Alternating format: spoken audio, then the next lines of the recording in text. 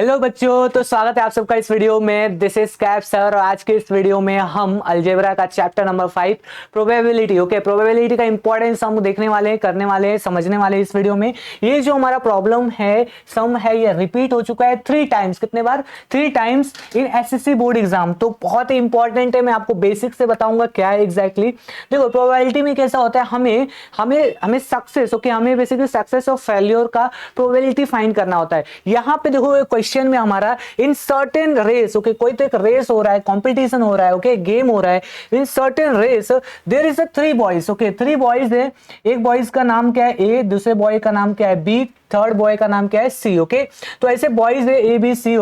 The winning probability of A is what twice than the B. तो A का जो winning probability है, A का विनिंग प्रोबेबिलिटी है ट्वाइस है than what B, and the winning probability of what B is what twice than सी।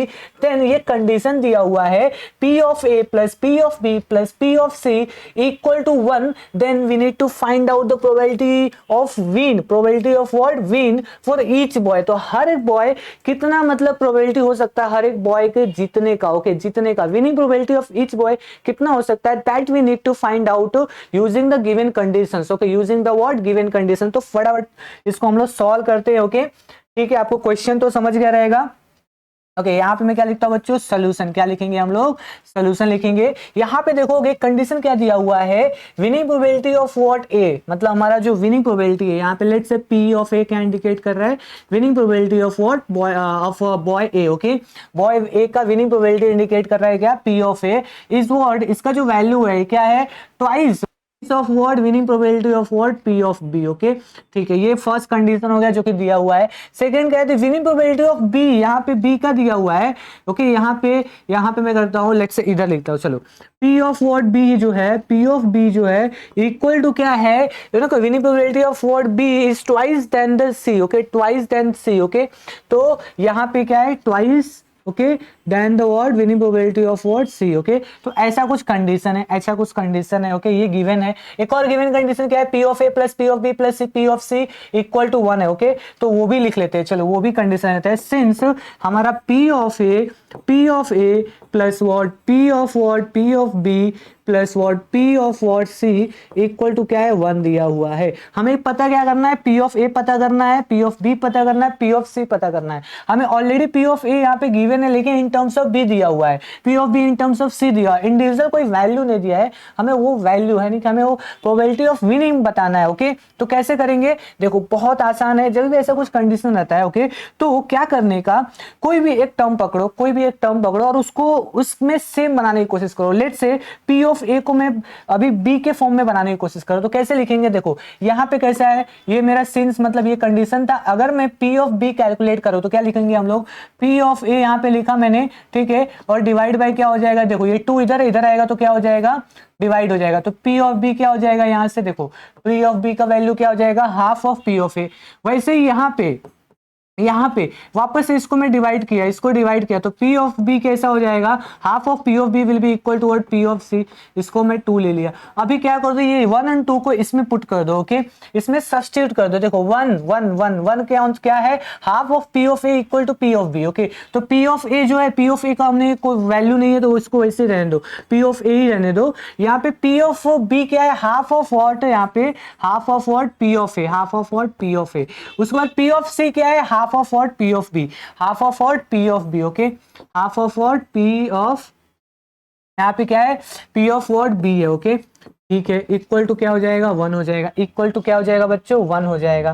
ठीक है, इसको हम लोग फर्दर सॉल्व करते हैं। देखो यहाँ पे फर्दर आप सॉल्व करोगे तो क्या मिलेगा, यहाँ पे देखोगे, यहाँ पे तो इसको देखो, यहाँ पे कैसा हो जाएगा, ये 1 है और ये 1/2 है, तो कैसा हो जाएगा, 1 और 1/2, ये कितना हो जाएगा, 3/2। देखो ना, 2 1 जा 2 करोगे, 3/2 P ऑफ ए हो जाएगा plus what 1/2 P of what P of B हो जाएगा इक्वल टू और क्या हो जाएगा, 1। इक्वल टू क्या हो जाएगा, 1। हमें पता क्या करना है, यहाँ पे P ऑफ ए या P ऑफ बी पता करना है। P ऑफ ए और P के बीच में रिलेशन कुछ है यहाँ पे। यहाँ पे P ऑफ ए और P ऑफ बी के बीच में कुछ रिलेशन है, यस गिवन है, रिलेशन गिवन है। अगेन यहाँ पे देखोगे जो P ऑफ बी है, P ऑफ बी है वो क्या है, P ऑफ बी जो है half of what P of A, यहाँ से फ्रॉम 1 से। तो देखो पहले तो हमने क्या लिखा है, यहाँ पे फ्रॉम 1 and 2 लिखा, फ्रॉम 1 एंड व्हाट 2 था, राइट, यहाँ पे लिया था, ठीक है। अभी वापस से यहाँ पे क्या लिख रहे हैं, फ्रॉम 1, ओके, वापस से फ्रॉम व्हाट, फ्रॉम 1 हम लोग लिख रहे हैं, ओके।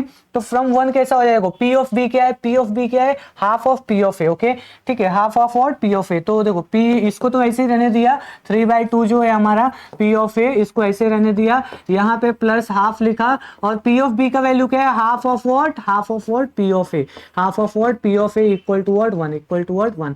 अभी देखो ये करने से फायदा ये हुआ कि अभी सब ए हो गया, और कभी भी एक सिंगल वेरिएबल रहता है तो आप इजिली वैल्यू को कैलकुलेट कर सकते हो, ठीक है। तो यहाँ पे थोड़ा और सिंप्लीफाई करते हैं, 3/2 P of A, P of A ये कितना हो जाएगा 1/4, ओके, 1/4 क्या हो जाएगा, P of what, P of A, ठीक है, इक्वल टू व्हाट 1 हो जाएगा, इक्वल टू 1 हो जाएगा। हम लोग क्या कर सकते हैं, देखो ऊपर नीचे में ऐसा 2 से मतलब डिवाइड और मल्टीप्लाई कर सकता हूँ ना, यहाँ पे देखो 2 को मल्टीप्लाई किया, यहाँ पे डिवाइड किया, क्यों किया, सो दैट हमारा जो डिनोमिनेटर सेम हो जाए। 3 2 से कितना हो जाएगा 6 divide by what 4 P of A, okay, P of A plus what यहाँ पे 1/4 P of A, 1/4 P of A. ये करने से फायदा ये हुआ कि अभी ये देखोगे यहाँ पे जो डिनोमिनेटर है सेम सम हो गया, हम लोग इसको एक बार लिख सकते हैं, ठीक है, एक बार लिख सकते हैं, ऊपर की चीजें ऐड कर सकते हैं। 6 क्या हो जाएगा, P of A, 6 P of A, okay, plus what क्या 1 P of A, okay, 1 P of A कितना हो जाएगा ये, इसको आगे देखते हैं कितना आता है। इसको फर्दर में थोड़ा सिंप्लीफाई करता हूँ बच्चों, देखो ये कितना हो जाएगा, 6 + 1 कितना होता है 7, 7 P of A, 7 P of A divide by what 4 equal to क्या है 1 है, ओके, इक्वल टू क्या है 1 है, ओके। हमें पी ऑफ ए पता करना है, पी ऑफ ए पता करना है, तो कैसा हो जाएगा, देखो P of A will be nothing but what, आप क्या कर दो, देखो ये 4 को इधर मल्टीप्लाई, इधर देखो डिवीजन में इधर जाएगा तो मल्टीप्लाई में 4 हो जाएगा, ओके, और 7 इधर ऊपर न्यूमरेटर में इधर जाएगा तो डिनोमिनेटर में हो जाएगा, राइट। तो 4/7 क्या आ जाएगा, पी ऑफ ए का वैल्यू हो जाएगा। पी ऑफ ए तो हमें मिल गया, पी ऑफ ए तो मिल गया, क्या हम लोग पी ऑफ बी कैलकुलेट कर सकते हैं, yes, P of B calculate कर सकते हैं, इसको पता है, इसको यूज करके पी ऑफ बी क्या है, half of what P of A, half of what P of A, okay. तो therefore p of b will be equal to what, half of what p of a, okay, half of what p of a, half of p of a यानी कि मतलब हमारा p of a का value क्या है 4/7, 4/7, देखो 2 1 जा 2, 2 2 जा 4, तो क्या आ जाएगा 2/7, ओके। 2/7 किसका वैल्यू आया है यहाँ पे, p of b का वैल्यू क्या है यार 2/7 आ गया। क्या p of c कैलकुलेट किया जा सकता है, यस, p of c क्या half of p of b है, तो अगेन चलो p of c कैलकुलेट कर लेते हैं। p of c कैसे कैलकुलेट करेंगे, P ऑफ B के हेल्प से, तो P of C and so P of C will be equal to what, half of what P of B, okay, half of P of B यानी कि half of what P of B, P of B value क्या है, देखो इसका use करेंगे 2/7, okay, okay, 2 से 2 cancel हो गया तो क्या हो जाएगा 1/7, 1/7, ओके।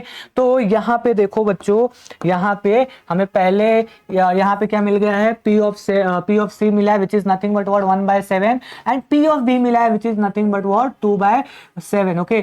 अगर आपको इसको क्रॉस वेरीफाई करना कि आपका आंसर राइट आ रहा है या रॉन्ग आ रहा है, तो क्या करो, ये तीनों को आप ऐड करो, तीनों को ऐड करने के बाद 1 आना चाहिए। तो क्या हमारा देखो 1 आ रहा है, क्या देखो यहाँ पे देखो पहला क्या है 4/7 है, प्लस है, उसके बाद यहाँ पे 2/7, उसके बाद प्लस में 1/7, देखो ये सेम है, उसका डिनोमिनेटर एक बार लिखने का, उसके बाद 4 + 2 + 1 कितना होता है 7, इसको डिवाइड करोगे 1 आएगा, हमारा आंसर राइट है, ओके, ठीक है। तो ऐसे प्रॉब्लम को आपको ऐसे सॉल्व करना है, बहुत ईजी है, 3 बार रिपीट हुआ है एसएससी बोर्ड एग्जाम में, तो ये प्रॉब्लम आपको करके ही जाना है बोर्ड के पहले, ओके, ठीक है। Till then keep practising, keep learning, bye, all the best.